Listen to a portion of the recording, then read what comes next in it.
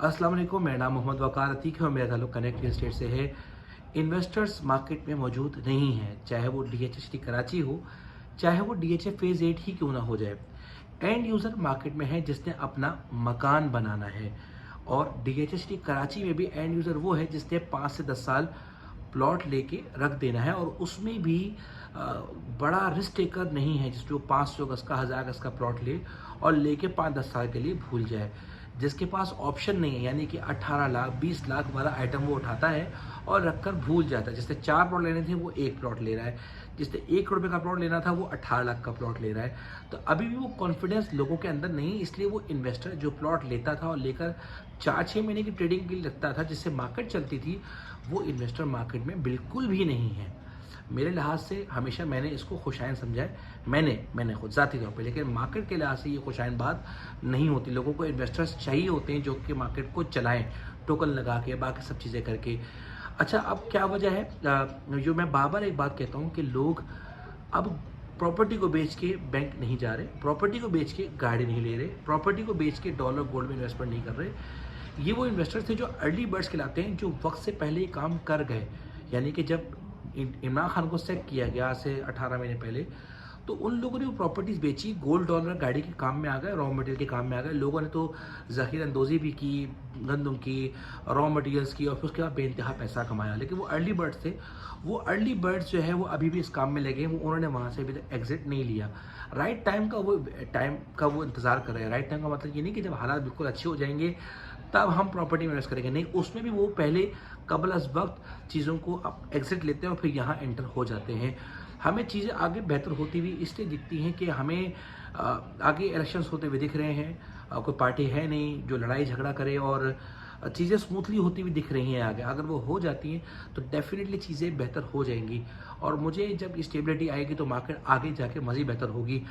लोगों का कहना है कि नवाज शरीफ जब आता है तो प्रॉपर्टी में हालात इतने अच्छे नहीं होते, लेकिन वो ये भूल जाते हैं कि जब भी नवाज शरीफ आया उस वक्त प्रॉपर्टी पीक पे होती थी और टैक्सेस लगाने की जरूरत पड़ती थी। ऑलरेडी आज टैक्सेस लगे हुए हैं, प्रॉपर्टी पीक के बजाय 50% माइनस में है। तो मुझे नहीं लगता कि वो प्रॉपर्टी पे आके मज़ीद कोई कदगन लगाएंगे या मज़ीद कोई टैक्सेस लगाएंगे, और हालात मुझे स्टेबिलिटी की वजह से ख़राब होते हुए दिख रहे हैं, ख़राब हैं अनस्टेबल कंडीशन की वजह से। वरना अदरवाइज़ चीज़ें स्टेबल हो जाएँ तो 40-50% माइनस में चीज़ें मिलना, जहां आप अपना ऑलरेडी रॉ मटेरियल 200% महंगा बेच चुके हो, गाड़ियां डबल हो चुकी हैं, जहां जहां आपने पैसा लगाया था वहां आप बेनतहा पैसा कमा चुके हो, और आपके पास कोई और ऑप्शन भी ना हो जो आपको कमा के देने की बात कर रहा हो, तो ऐसी कंडीशन में प्रॉपर्टी ऐसी जगह है जो आप इन्वेस्ट कर सकते हैं, मकान बना सकते हैं।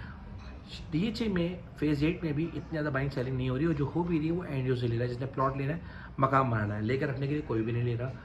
आज DHT कराची में भी 500 गज का प्लॉट की ट्रेडिंग इतनी ज़्यादा नहीं हो रही, 200-300 की भी इवन दो नहीं हो रही। 125 गज में 20-22 लाख का बायर है जो स्कीम 63 टाउन, और वहाँ से आता है जो जिसके पास ऑप्शन ही नहीं है कि वो गाड़ी में लगा सके, या तो अगर वो बैंक में रखे भी तो उसको इतना अच्छा रेट ऑफ रिटर्न नहीं एक्सपेक्ट करता वो कि वो उसका मुकाबला बैंक से कर सके। अभी देखें ना, किसी ने अगर 19 लाख का 6H का प्लॉट लिया होगा तो आज जो है वो 21.5 लाख का रेट है। तो आप देखें ना कितना आपको प्रॉफिट मिल गया, 2-2.5 लाख का प्रॉफिट उसको मिल रहा है। तो वो रिटर्न उसको बैंक से फौरी तौर पर नहीं मिलेगा विदिन 2-3 मंथ्स में ना। तो ये वो चीज़ें हैं जो बताना ज़रूरी है। आप राइट टाइम का कभी भी ये नहीं करते कि राइट टाइम आ जाएगा फिर हम प्रॉपर्टी ले लेंगे।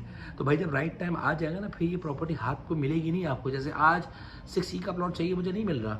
14 भी में अच्छा प्लॉट जो 28-29 लाख में आ गए थे, हम लेने जा रहा हूँ, नहीं मिल रहा। क्यों नहीं मिल रहा? क्योंकि हालात अगर कुछ बेहतर हो जाएंगे तो बेहतर हो जाएंगी चीज़ें। आज एक मार्केट में जो चीज़ चेंज हुई है वो ये हुई है कि जो अगर हमें येलो जोन का प्लीज अगर प्लॉट हमें मिलता था 74 लाख का, 73 लाख का, हम उसको लगाते थे 65 लाख, 66-67 लाख कि चलो वो और नीचे आ जाएगा, और वो नीचे आ भी जाता था। अब वो मुझे ऐसा लग रहा है कि वो नीचे शायद नहीं आए, वो रुक जाएगा। उससे भी हालात बेहतर होते दिख रहे हैं। सप्लाई इतनी ज़्यादा नहीं है, डिस्ट्रेस डील्स आती हैं वो बेच के चले जाते हैं, वो डिस्ट्रेस डील भी बहुत कम आ रही है। 125 की फाइल बिकने आती थी, 5000 के करीब फाइल ट्रांसफ़र हो चुकी, वो भी कम आ रही हैं। मार्केट की सिचुएशन पहले से बेहतर है। पहलगाम की तरफ से जो प्रॉब्लम्स आई NOC की वजह से, वहाँ से भी जो 125 का काम करने वाले लोग थे वो भी अब यहाँ की तरफ मूव हो रहे हैं। वो पेशावर की तरफ तो फॉर्म के मूव करे उन्होंने किया पहलगाम के लोगों ने, लेकिन उसके बावजूद DHT कराची की तरफ भी लोग पक्का काम करने के लिए मूव हो रहे हैं। मार्केट आगे बेहतर है, फ्यूचर में हमें और अच्छी दिखती है, आगे स्टेबिलिटी आते हुए दिख रही है।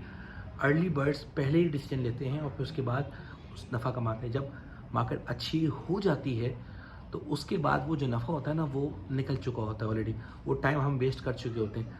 तो अगर आपके पैसे रखे हैं, आपने कहीं इन्वेस्ट नहीं किए हुए, तो राइट टाइम है चीज़ को परचेज़ कर लीजिए। जज़ाकल्लाह खैर।